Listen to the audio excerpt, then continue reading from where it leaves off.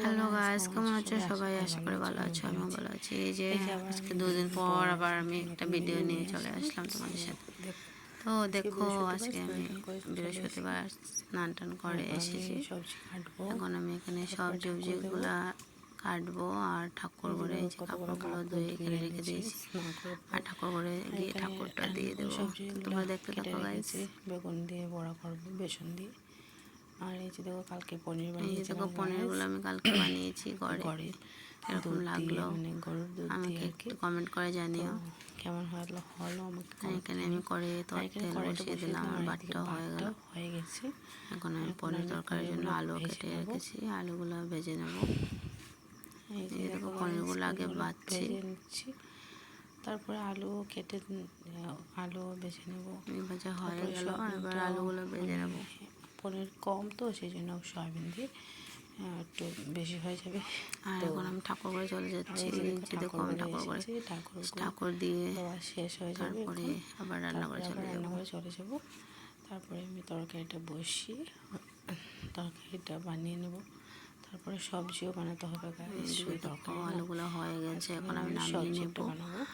তারপরে এই যে সয়াবিনটা রেখে দিয়েছি, এগুলো ভেজে তারপরে তরকারিটা বসিয়ে দেবো। শ্বশুরমশাই এসে গেলেন। তোমরা কে কে এরকম চা খেতে ভালোবাসো আমাকে কমেন্ট করে জানিও। বসিয়ে আর দেখো গাইস, এখানে সয়াবিনগুলো রেখে দিয়েছি, তো দেখতে থাকো। এগুলো ভাজা হয়ে গেল, এবার নামিয়ে দেবো হলদি লবণ দিয়ে। তারপরে এগুলোকে ফোড়ন দিয়ে দেবো, ফোড়ন দিয়ে বসিয়ে দেবো। কড়াইয়ে তেল দিয়ে দিলাম আর ফোড়নের জন্য শুকনো লঙ্কা আর একটু গোটা জিরে নিলাম, লঙ্কা দিয়ে দেবো, দেখতে পাবে। এগুলো দিয়ে আমি তরকারিটা বানাবো। সবগুলা আলু পনির আর এখানে টমেটো কুচি কেটে রেখেছিলাম, এই কুচিগুলো দিয়ে দেবো। টমেটো কুচি দিয়ে দিলাম। তারপরে এই যে নেড়ে চেড়ে কষানোর পর মশলাপাতি দিয়ে তারপরে আলু পনির আর সব দেখতে থাকো গাইস। ঝোল দিয়ে দেবো, কারণ এটা কষানোর পর এখন মশলাগুলো দিয়ে দেবো। বাবাকে চাটা দিয়ে দেবো, হলদি জিরা মরিচ তারপর লবণ সবগুলো দিয়ে তারপরে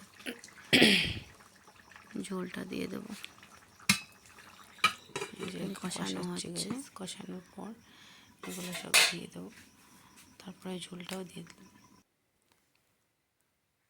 কষানো হয়ে গেছে। আর এই যে দেখো এগুলো দিয়ে আমি এখন ঝোলটা দিয়ে দেবো। আর ওইদিকে আমার শ্বশুরমশাই এসেছেন, তো ওনার জন্য চাটা বানিয়ে নেব। এখানে দেখো চাটা বসিয়ে দিলাম।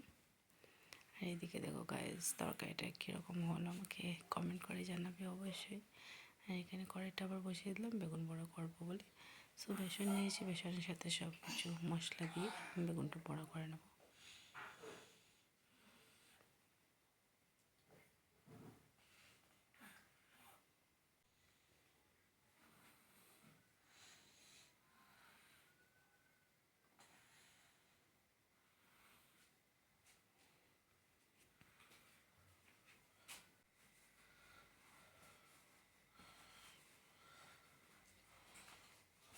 বেসন মাখিয়ে এখন তেলে ছেড়ে দেবো গাইস।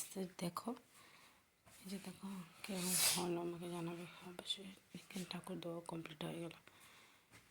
এই যে দেখো বেগুন বড়া নিয়ে এখন খেতে বসে গেলাম।